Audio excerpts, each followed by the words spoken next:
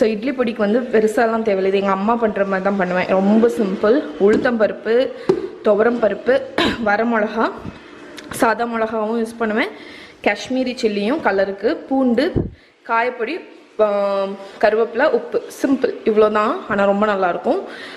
இதில் என்ன வேரியேஷன்லாம் பண்ணலாங்கிறதும் நான் உங்களுக்கு சொல்கிறேன். சரி வாங்க ஃபஸ்ட்டு இட்லி பொடி திரிச்சிடலாம். ஸோ நான் எவ்வளோ பெரிய கடாய் அடுப்பில் வச்சுருக்கேன் பாருங்கள். இது என்னோட இரும்பு சட்டி.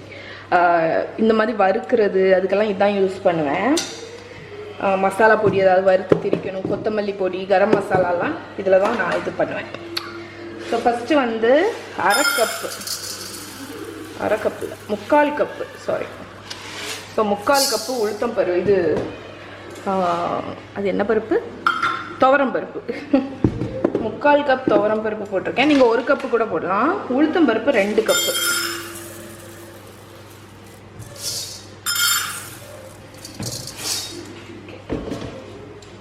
இந்த ரெண்டும் தான். ஃபர்ஸ்ட் இந்த ரெண்டுத்தையும் நல்லா வறுத்துருவோம்.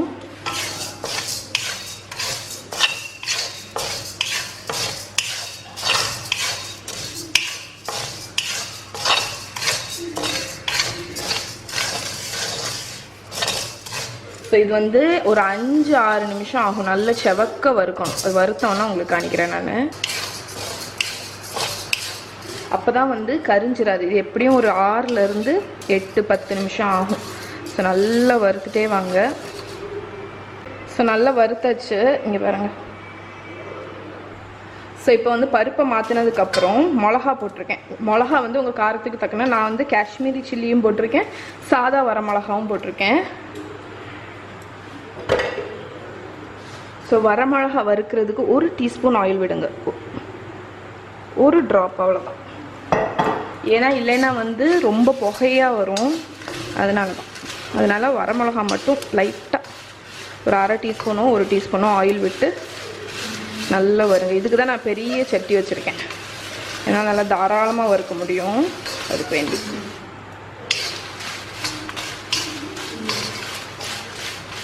ஸோ மிளகா வந்து ரொம்ப நேரம்லாம் ஆகாது. உங்களுக்கு வந்து அது அப்படி பஃப் ஆகி வரும். அதுலேயே உங்களுக்கு தெரிஞ்சிடும். ஸோ எப்படியும் ஒரு 2-3 நிமிஷம் அவ்வளோதான். ஓகே, மிளகா வறுத்தாச்சு. இப்போ இதை வந்து அந்த பிளேட்டில், சேம் பிளேட்டில் மாற்றிட போகிறேன்.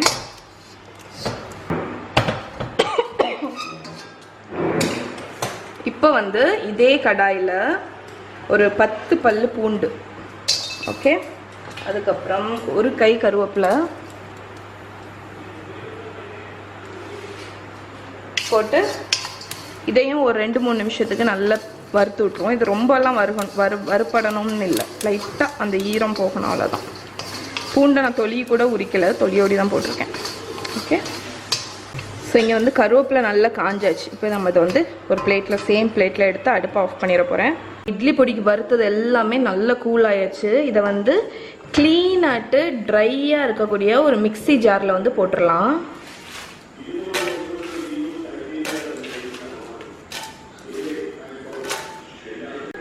ஸோ மிக்சியில் போட்டாச்சு. இப்போ வந்து இதில் வந்து கல்லுப்பு, தேவைக்கு தக்கன கல்லுப்பு போட்டுக்கோங்க. அதுக்கப்புறம் பெருங்காயத்தூள். ஸோ 1 டீஸ்பூன் பெருங்காயத்தூள்.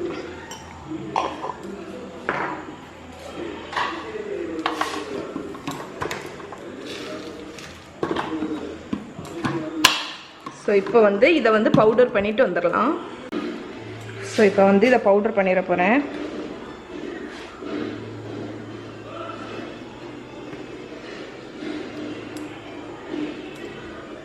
ஸோ இதை ட்ரை மோடில் வச்சுட்டு ஃபைன் கொடுத்து ஸ்டார்ட்.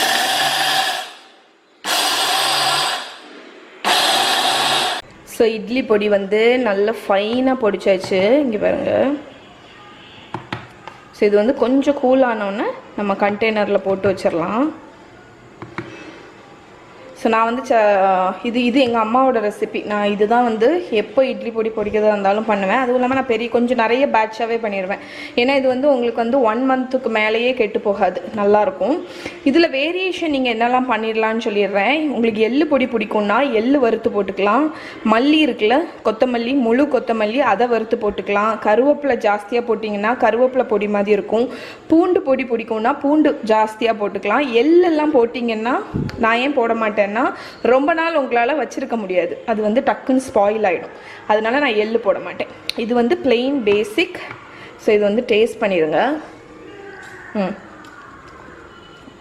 சூப்பராக இருக்குது, உப்பு எல்லாமே கரெக்டாக இருக்குது. ஸோ இது இட்லி தோசை எதுக்கு வேணாலும் நீங்கள் தொட்டு சாப்பிட்டுக்கலாம்.